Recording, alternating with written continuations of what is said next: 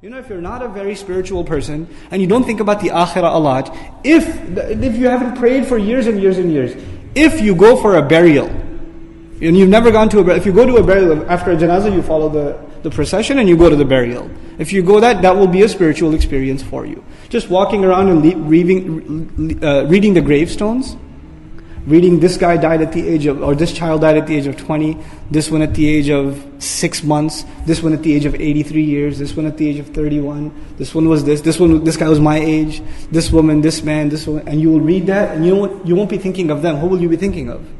Yourself. It's going to open up your eyes.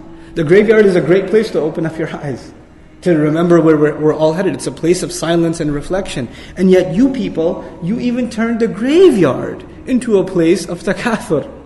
You couldn't even get a lesson from that. You people are hopeless. Which is why the past tense in the beginning is appropriate. Alha. It deluded you. Not that it will delude you, but it already deluded you. In other words, you are beyond hope.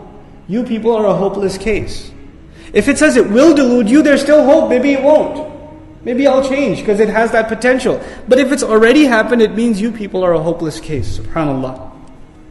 Now, specifically this comment, there are many mufassirun that have said this, but we'll just quote Shawkani, inshallah ta'ala. وَقِيلْ إِنَّهُمْ كَانُوا يَزُورُونَ الْمَقَابِرِ. It said that they used to visit these graves. فَيَقُولُونَ هَذَا قَبْرُ فُلَانٍ وَهَذَا قَبْرُ فُلَانٍ فَيَفْتَخِرُونَ بِذَلِكَ.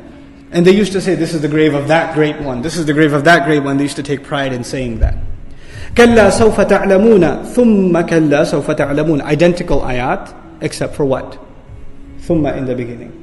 The rough meaning, كَلَّا. First, let's look at the word كَلَّا. بِمَعْنَى حَقًّا. كَلَّا means for sure. كَلَّا literally means not at all. No way. No way. In other words, this delusion of yours is not going to last. No way. You're going to wake up soon. And when you do wake up, you will yourself be saying, what have I done? How could I have been deluded?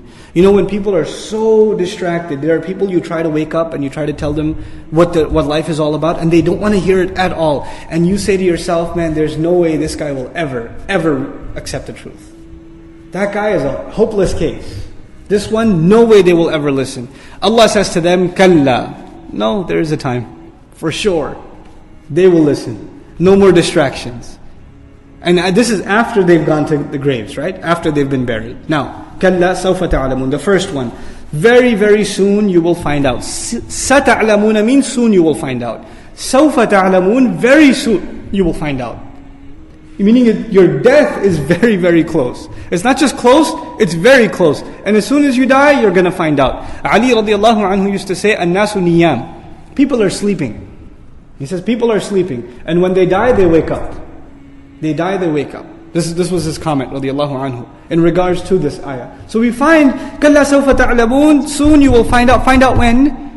You'll find out when you go to your grave. Man, what have I been busy with? What should I have been busy with? You'll find that out pretty soon. As soon as one goes into the grave and the questioning begins, you realize how messed up you have been.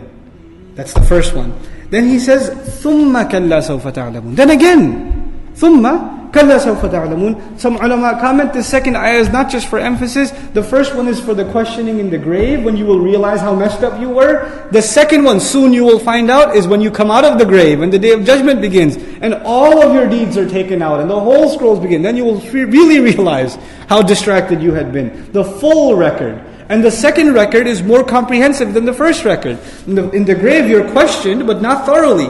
But when you come out on the day of judgment, how are you questioned? Thoroughly. So the second questioning is more powerful than the first, which is why the second ayah has thumma, making it more powerful. Thumma is akad. It adds tafkhim, it adds tahweel, it adds emphasis, it adds terror, and it adds comprehensiveness to the phrase.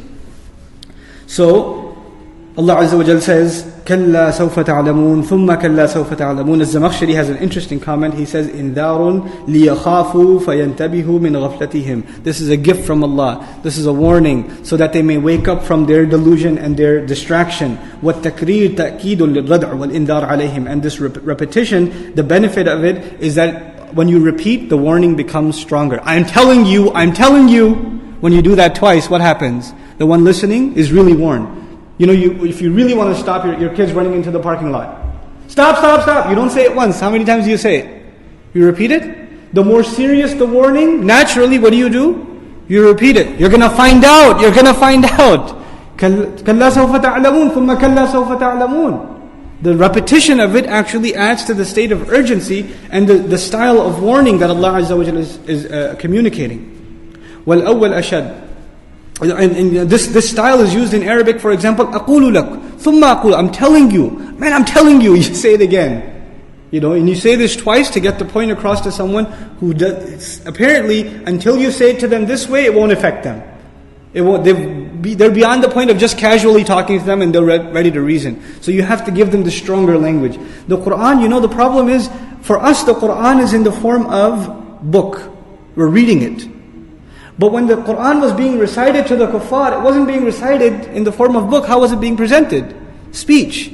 And in a speech, you can emotionally affect your audience. But in writing, it's not as easy to do that. In speech it is, which is why even today, if you're reading Quran, you may not be moved. But if you're listening to Quran in Salah, what might happen? You'll be moved. Because the real effect is in speech. The real effect, heart to heart, is in speech. Somebody emails you advice, I don't know.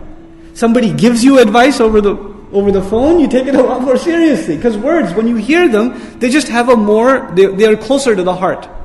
Which is why even in the Quran, we don't find the Sahaba saying, قَرَأْنَا وَأَطَعْنَا. We read and we obeyed. What did they say? سَمِعْنَا وَأَطَعْنَا. We heard and we obeyed. Writing is read, but speech is what? Heard. And it's so compelling that once we hear it, we're ready to obey. It's powerful speech. So this is one of the benefits of having Darsul Quran, right? Lectures on the Quran. Inshallah, better and more qualified scholars will do them and more of them. One of the benefits of that is it revives a sunnah of the Quran itself. The Quran, first and foremost, isn't meant to be read. The Quran, first and foremost, is meant to be heard. The Messenger ﷺ recites it onto the people so they can hear it. يَتْلُو عَلَيْهِمْ آيَاتِهِ. And part of its power and its emotional strength is lost when you reduce it to reading, when it's not something that is heard. كَلَّا لَوْ تَعْلَمُونَ عِلْمَ الْيَقِينِ. No, not at all. Had you only had. لَوْ is kalimat al-hasr. It's a word used to express what's called regret. So Allah Azza wa Jalla is expressing regret on their behalf of saying, if you only knew. If you only had knowledge. What kind of knowledge? He says, ilm al-yaqeen. If you had knowledge of certainty. Had you known the knowledge of certainty. There's ilm al-yaqeen. A few ayat later we'll find something else. We'll find ayn al-yaqeen. Okay? ثُمَّ لَتَرَوَنَّهَا ayn al-yaqeen. So there's two now. There's the knowledge of certainty. There's the eye of certainty. These are figures of speech. We'll talk about each of them inshaAllah ta'ala. Then in the Quran there's a third one, which occurs twice. Allah Azza wa Jalla uses the word haqqul yaqeen. وَإِنَّهُ لَحَقُّ الْيَقِينِ. So there's ilm al-yaqeen, ayn al-yaqeen, and haqqul yaqeen. There are three of them. If one has to understand all three and the relationship between them before we understand these ayat properly. So let's do that inshaAllah ta'ala. First of all, let's look at the word yaqeen itself. That's the common denominator between these three phrases. Two of these phrases, once again, are in this surah. Which two phrases? Ilm al-yaqeen and ayn al-yaqeen. And the third phrase doesn't occur in this surah, it occurs elsewhere, twice. And this is haqqul yaqeen. Haqqul yaqeen. Okay? So let's look at the meaning of the word yaqeen. Imam Raghib says, al-yaqeen min sifat al-ilm fawqa al-ma'rifah aw al-diraya. He says yaqeen is a kind of knowledge that is above just being familiar with something or having information about something. It is a higher form of knowledge. That's the first attribute. So it's more than just knowing, having yaqeen. I'd like to translate the word yaqeen with the words solid conviction or unflinching conviction. You're absolutely convinced of something, then you use the word yaqeen. This is even stronger than iman, by the way. And we'll see why it's even stronger than iman when it's used. Then we find Abu al-Hilal al-Askari commenting on the word yaqeen. He says, al-yaqeen sukunun nafs wa nahju sadr bima alima. This is very important. Two parts. He says yaqeen is something you are so convinced of that deep inside you are satisfied with it. You're okay with what it says. There's one thing, somebody says there's an afterlife and you say, yeah, I guess it makes sense. I guess it's possible. Right? Okay, I'm willing to accept that. That's not yaqeen. That's a casual acceptance. But you say for sure, as sure as yesterday, as sure as you are sitting before me, that's certain that there is an akhirah. Now this becomes yaqeen. And I'm sad in my heart, this is not just a casual thing, it's become firm. This is the first attribute of yaqeen. The second, وَنَهْجُ الصَّدْرِ بِمَا عَمِلَ. So one, you're not, actually this was the second. The first is sukunun nafs, which is you don't think about it again. It's not something you revisit. It's done. It's an absolute reality. It's a premise which you don't go back and revisit again. Okay, so these are the two attributes. So it's something you don't revisit, and second, you're completely internally satisfied and have internalized that reality. So, how is the word yaqeen used in the Quran? We find the word yaqeen being used to talk about death. حتى أتانا اليقين وَاعْبُدْ رَبَّكَ حَتَّى يَأْتِيَكَ الْيَقِينَ. The word yaqeen is used in place of maut. Why? Even the kafir for sure believes in what? Death. You know, no matter if you could disbelieve in akhirah, you can disbelieve in the questioning of the grave, you could disbelieve in paradise and hellfire, fine. No one in their right mind will disbelieve in death. That is the absolute certainty. That's the starting point for any discussion. For anyone, they would know what is the certainty in our future. What's one thing for sure? It's death. That's for sure. So it's so certain for everyone that Allah uses the word yaqeen for it. He uses the word yaqeen for it. Now we find in the Quran this idea of, you accept it, it makes sense to you, but you don't want to really let it internalize inside. We find this concept in the Quran too. We find قُلْتُمْ مَا تَدْرِي مَا السَّاعَةِ إِنَّ ظُنُّ إِلَّا ظَنًّا وَمَا نَحْنُ بِمُسْتَيْقِنِينَ. When you tell them about the hour, they say, yeah, we've thought about it.